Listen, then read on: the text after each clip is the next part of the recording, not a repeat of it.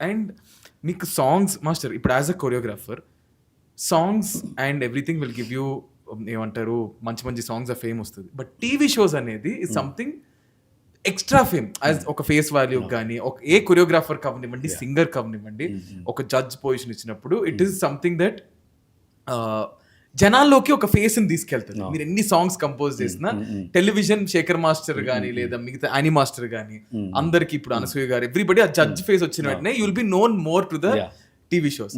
అంటే ఈ TV shows ఎలా మేనేజ్ చేస్తుంటారు? ఎంతవరకు ఈ టీవీ షోస్ లో జరిగేవి నిజాలు, ఎంతవరకు టీవీ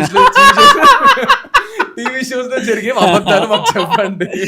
నీకు కూడా మొన్నటి వరకు తెలియదు, మొన్న రీసెంట్ గా టీవీ షోస్ కి ఎంటర్ అయ్యావు, నీకు కొంచెం కొంచెం తెలుస్తుంది. సో చెప్పండి ఎంతవరకు ఇది నిజమని.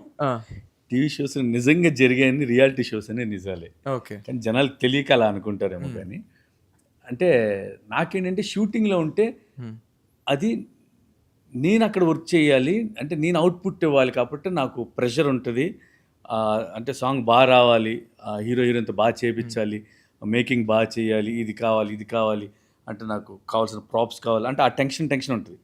వన్స్ టీవీ షోస్కి వస్తే ఏం రిలాక్స్ వచ్చి కూర్చోవాలి, వాళ్ళు చేసేదాన్ని మనం ఎంజాయ్ చేయాలి, కరెక్ట్ జడ్జ్ చేయాలి.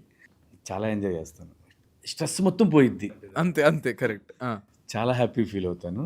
ఇంకోటి అక్కడ జరిగేవన్నీ కొంతమంది అనుకుంటారు అంటే వీళ్ళు ఏదో క్రియేట్ చేస్తున్నారని. ఇప్పుడు నువ్వు కూడా చూసే ఉంటావు అక్కడ ఇప్పుడు మనకు జరుగుతుంది బాయ్స్ గర్ల్స్ది నిజంగా గొడవ జరుగుతుంది అంటుంది. అందుకే నువ్వు ఇలా తిట్టు అని అనరు కదా.